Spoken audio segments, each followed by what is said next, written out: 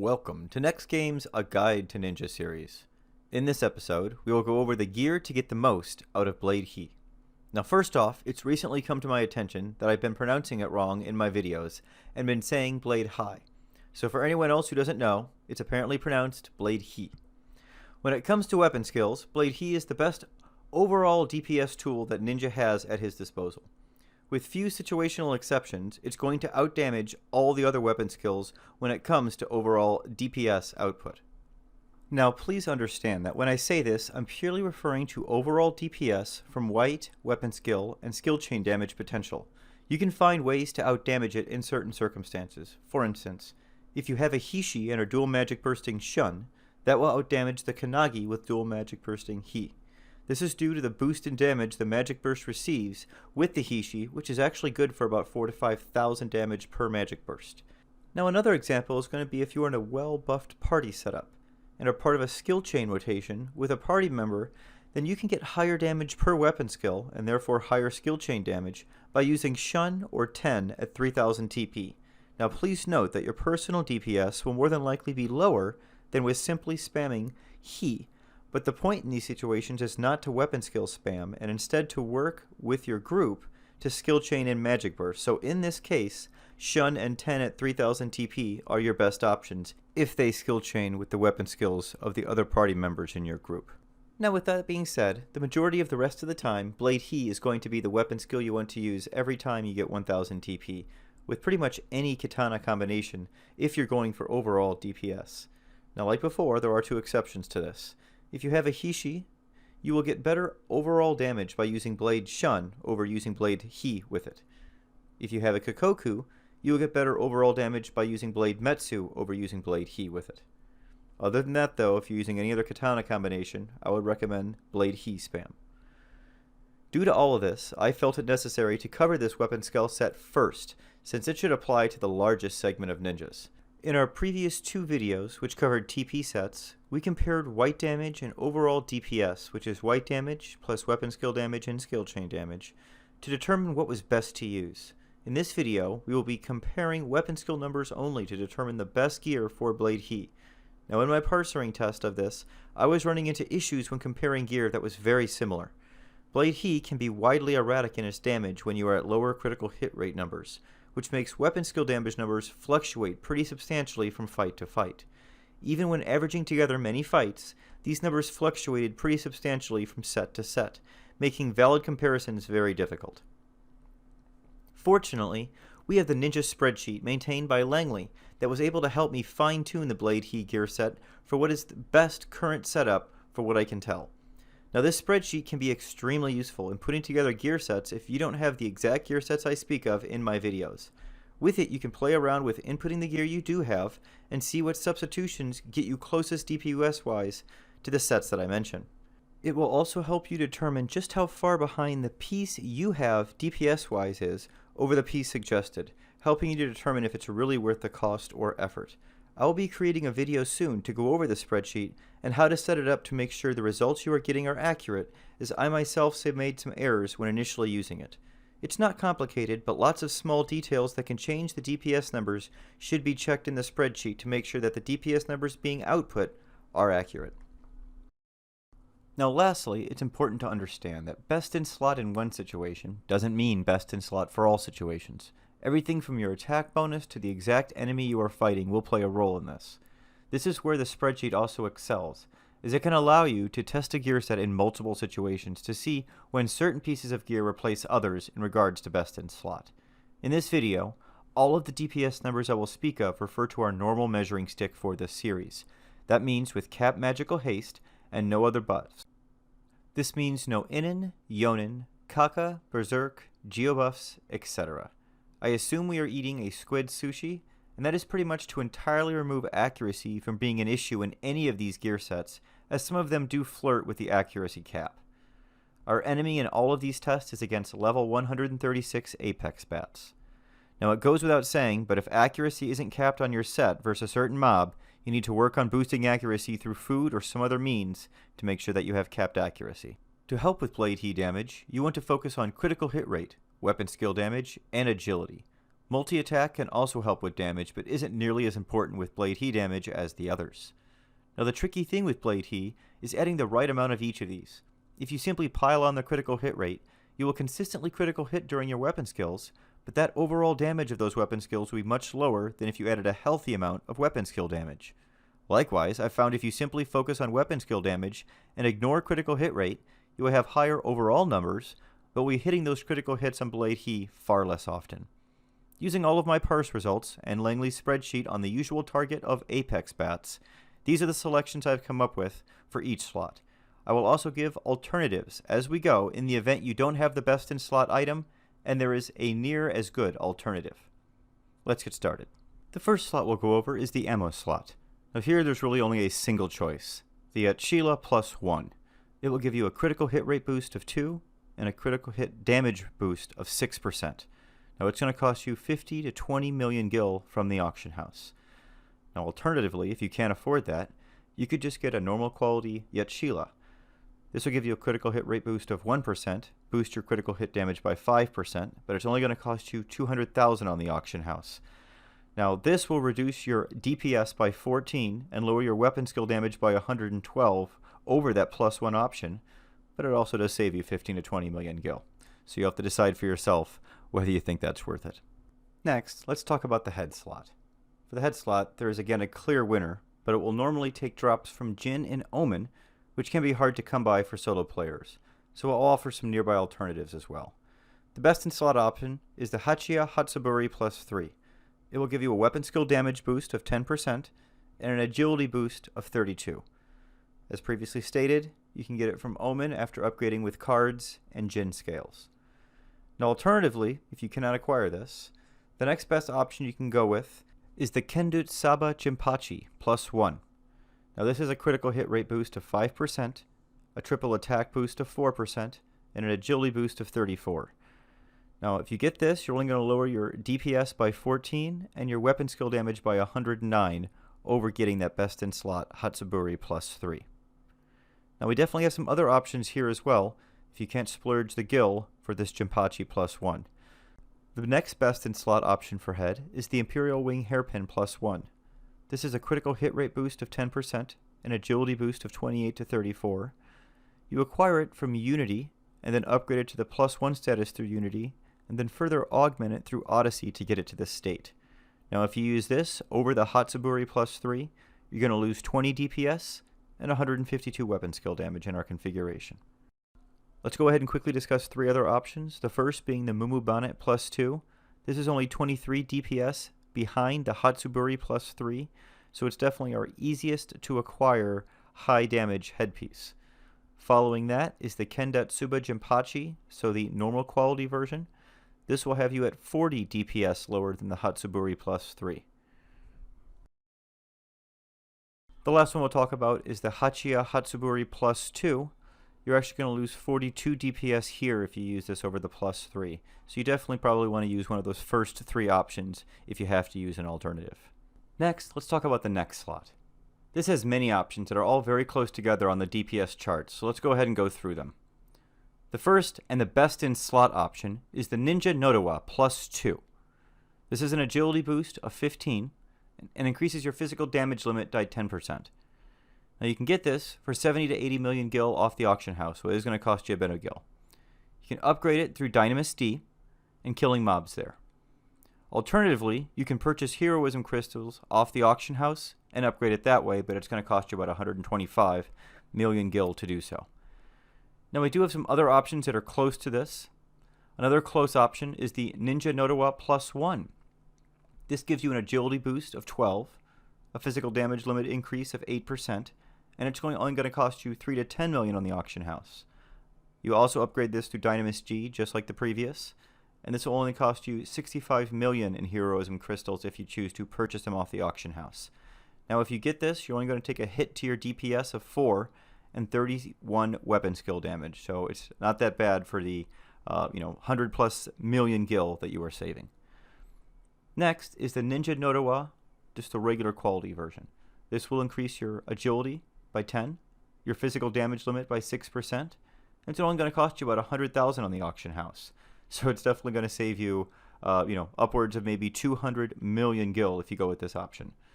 Now you upgrade this through Dynasty just like the others, and if you actually want to upgrade this to what would be rank 15, it's only going to cost you 30 million with heroism crystals off the auction house. If you use this, you're going to take a hit of 8 DPS and 63 weapon skill damage. The next one we're going to talk about is the Rancor Collar. Now this is kind of situational. It will increase your critical hit rate by 5%. It will also increase the damage you take by 10%. And of course these numbers are with maximum Toneberry hate, so that's why it's kind of situational. Now it does not stack with the Rancorous Mantle or the Begrudging Ring.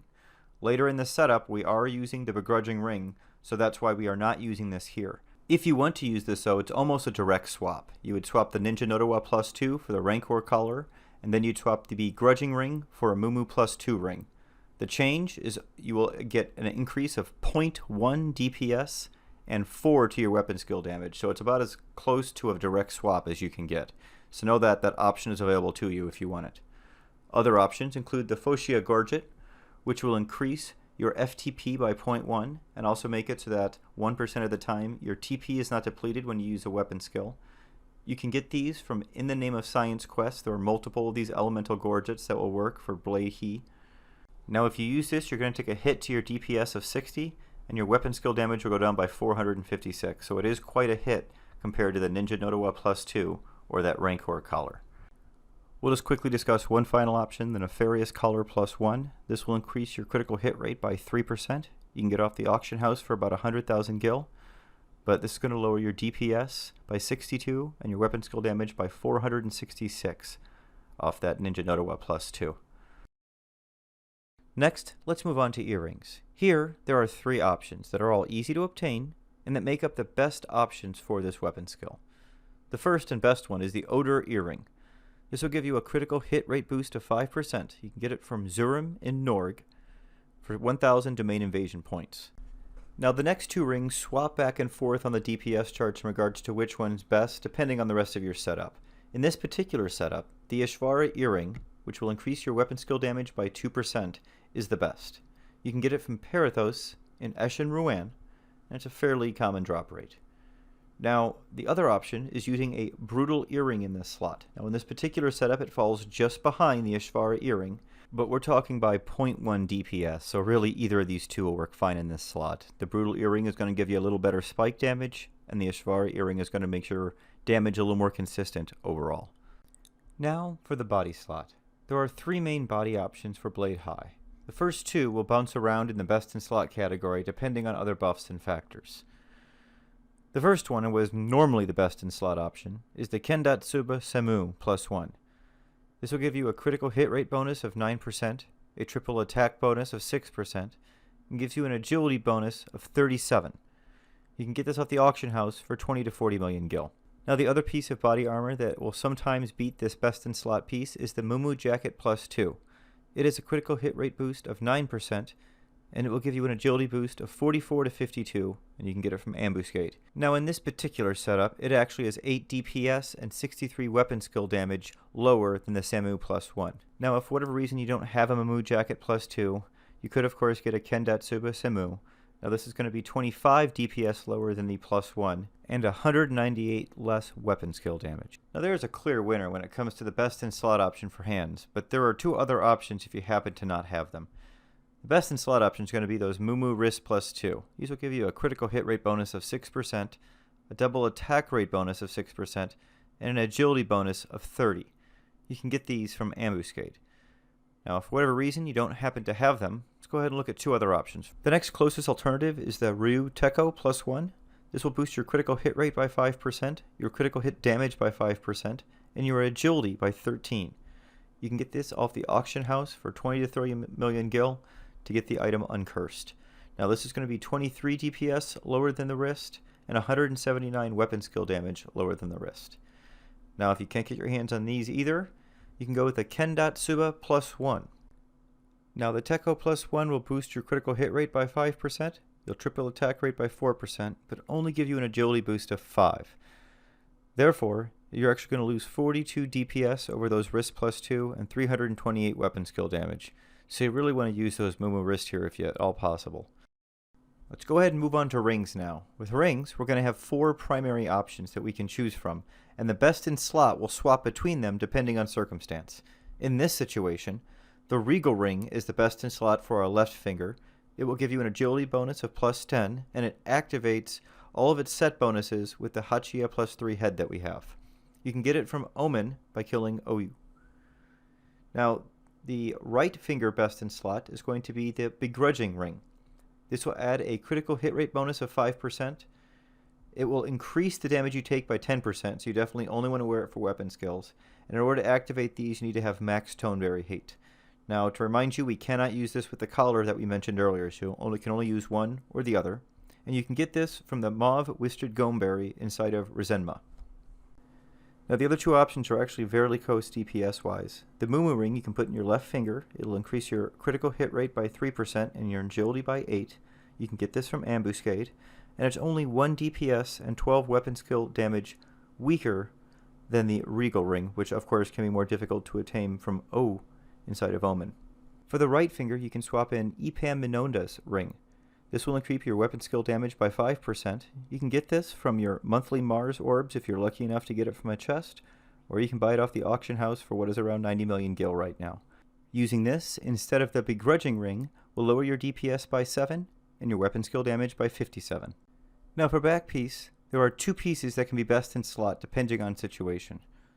Both of them require the Andartia's mantle from Ambuscade. Now the one that's going to win the majority of the time, and the one that wins in this situation, is the Backpiece that has the following augments on it: agility plus 30, accuracy plus 20, attack plus 20, and most importantly, weapon skill damage plus 10%. Now the other mantle that you could alternatively use has all those same stats on it, but instead has critical hit rate plus 10%. Now these are very close together, and like I said, they swap back and forth depending on situation. In this particular situation, this critical hit rate cape is 1 damage per second and 14 weapon skill damage lower than the weapon skill damage cape. So it really does tell you just how close those 2 stats are when it comes to determining blade he weapon skill damage. Next, let's move on to the waist slot. Now historically, there was only a single option here, but lately we've been given 2 other fantastic options that can each be best in slot at different times. The first, and the best in slot option in this scenario, is the Selfie Belt, plus 1. This will give you a triple attack bonus of 2%, a double attack bonus of 5%, a boost of 15 strength, and 10 to 15 attack. You can get this initially from Unity, and then upgrading it to the augment process through Odyssey and Trading Scales. Now, if you don't have that, you can use the Girder Belt plus 1. This will give you an agility boost of 7 and a critical hit rate boost of 4%. You can get this off the auction house for 120 million gil right now, so it is quite expensive. And it is 12 DPS and 100 weapon skill DPS lower than the Selfie Belt plus 1. A third option is the Wind Buffet Belt plus 1, which is the one we have historically used here. It'll give you a boost to triple attack 2%, quadruple attack 2%, and you can get this off the auction house for 10 million gil. This will lower your DPS by 17 and your weapon skill damage by 133 over the Selfie Belt plus 1. The next slot we'll talk about are the legs. For legs, there is a clear winner, but if you are unable to obtain it, there are some other options. Now, the clear winner is the Mochizuki Hakama plus 3. This will increase your weapon skill damage by 10% and give you a nice agility boost of 36. You can upgrade these by participating in Dynamis D. Now, if you can't acquire these, you can get the Mumukex plus 2. These will give you a critical hit rate boost of 7% and an agility boost of 45. You can get these through Ambuscade, and they will only give you a 21 DPS hit if you choose these over the Hakama plus 3, and they will lower your weapon skill damage by 164. You can also use the Kendatsuba Hakama plus 1. These also have a critical hit rate bonus of 7%. They'll give you a triple attack bonus as well of 5%, but only an agility bonus of 33. Now you can get these off the auction house for 30 to 40 million gil, and since they have that lower agility, these are actually going to be 27 DPS lower than the Hakama plus 3 and 215 weapon skill damage lower. Here we are in the last slot, the feet. Now there is a clear winner again, but we do have an alternative to us available. The Mumu Gamishes plus 2 is the clear best in slot winner. It'll give you a critical hit rate boost of 5%, and most importantly, a 57-point boost to your agility. You can get these from Ambuscade. Now, if you don't happen to have them for whatever reason, you can also use Kendut Saba Sun 8 plus 1. This will give you a critical hit rate boost of 5% as well, but only an agility boost of 44. This is somewhat made up by the triple attack 4%, but not completely. Therefore, these will be 13 DPS lower than the Gamishes plus 2, and 102 weapon skill damage lower than the Gamishes plus 2. You can get these off the auction house for 25 to 30 million gil. Lastly, I figured we should talk about the weapons. Now for weapons, if you want to get the most out of Blade High, then you have to have a Kanagi augmented to R15 in your main hand. This will give you an agility boost of 50. The aftermath from it will occasionally make your attacks hit for triple damage.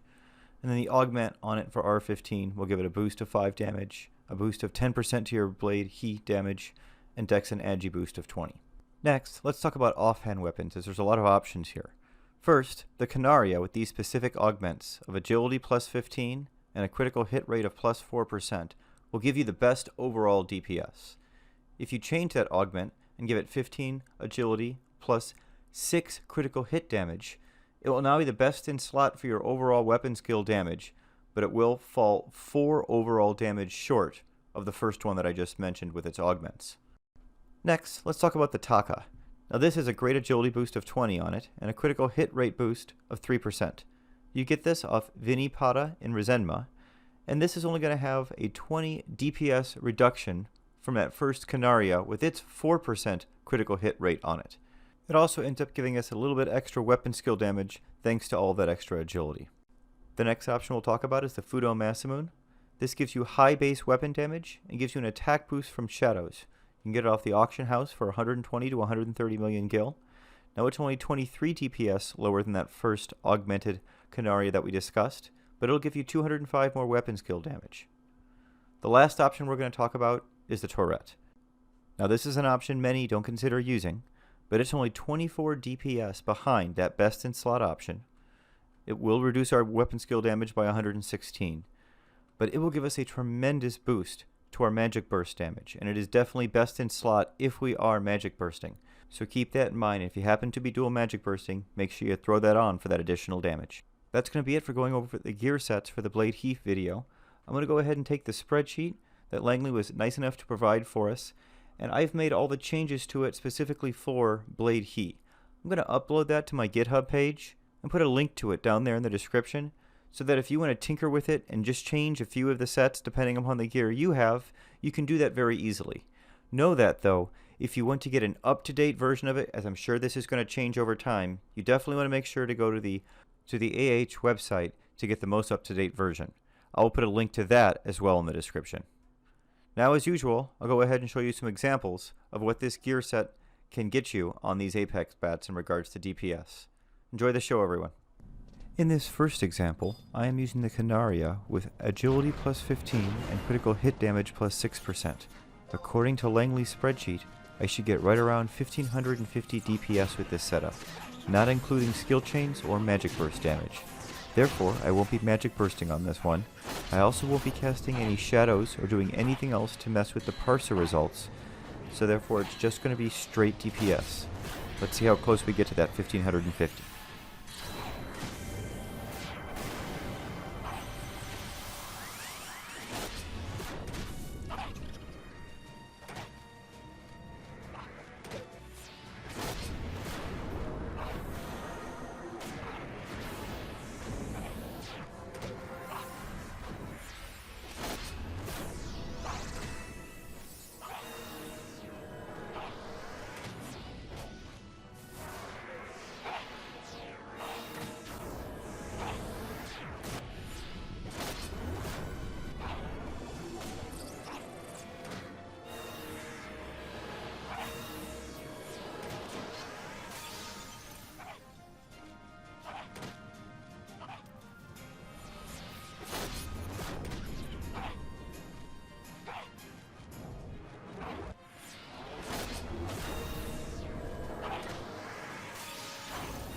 There we go. As you can see, we got 1546 DPS. Looks like it's right in line with Langley's spreadsheet. Outstanding.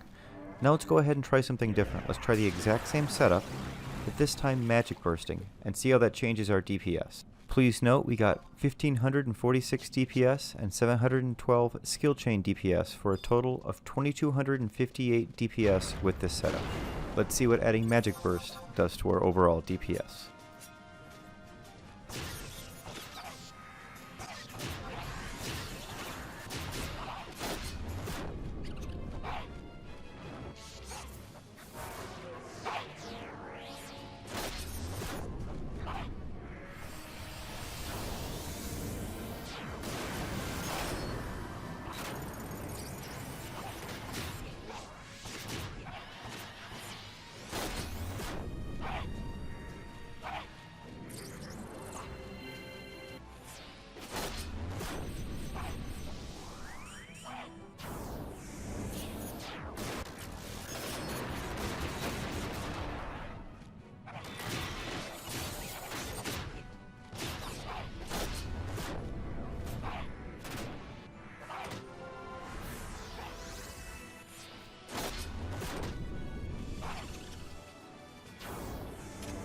So with our skill chain and magic burst damage, we've increased our DPS to 2381, with 761 skill chain DPS.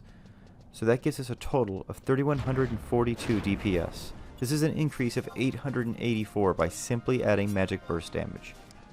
Now I'm not sure if you noticed, but I actually missed 2 of my dual magic burst in that run, so the DPS could have been even higher. Let's go ahead and do another one and just see what the potential would be if we actually did magic burst properly.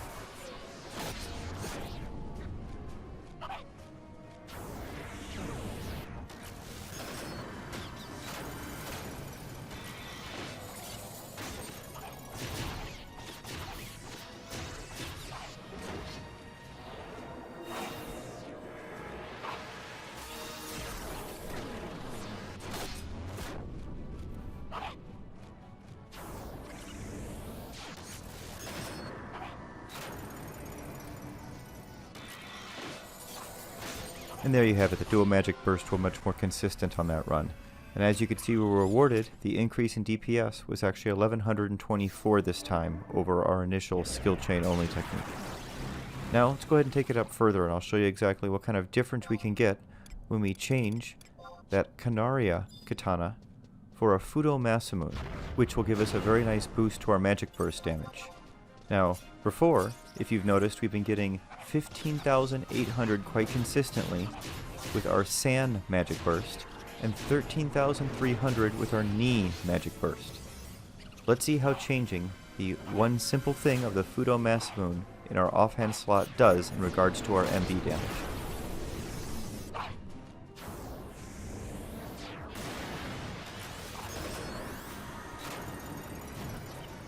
And there you have it. As you can see, with the Fudo Masamune, we have increased our magic burst damage by 9,000 for both San and Ni by simply adding the Fudo Masamune. We didn't even need to augment it.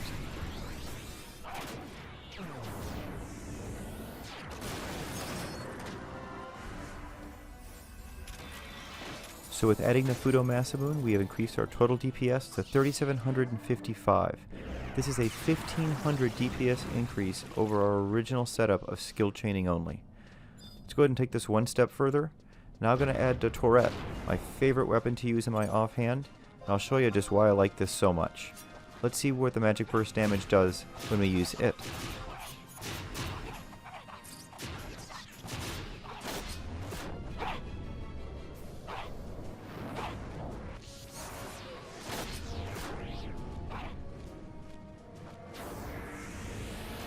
So as you can see here, the Tourette boosted our damage by another 1200 to 1300 per magic burst. And the other nice thing is if you want to use the Gokatai, it's going to boost it about another 300 damage over this in both areas.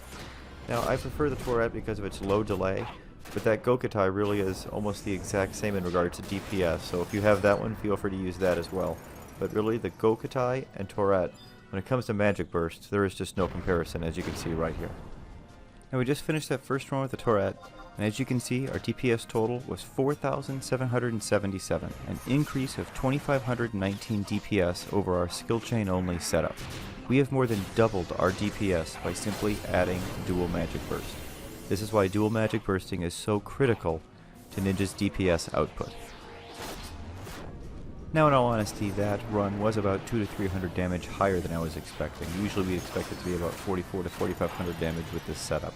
Let's go ahead and do another one and see where we end up.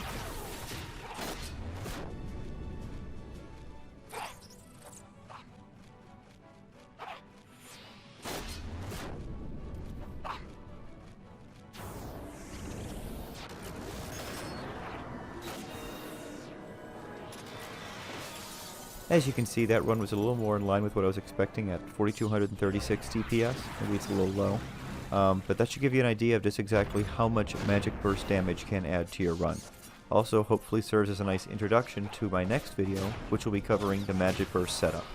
Now, as I've just shown to you, the most important part of that magic burst setup is making sure that you have the katanas that will allow you to reach the highest damage potential.